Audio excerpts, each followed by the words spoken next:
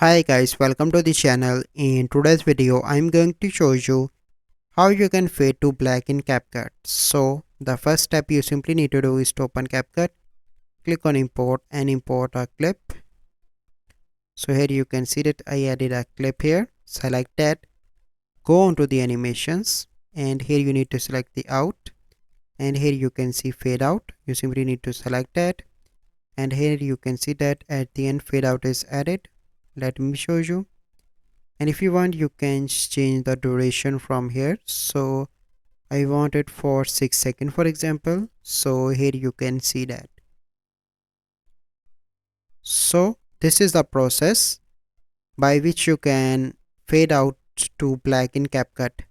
So I hope you find this video helpful. If you find this video helpful, must like this video, subscribe to our YouTube channel for future videos. We'll see you in the next video.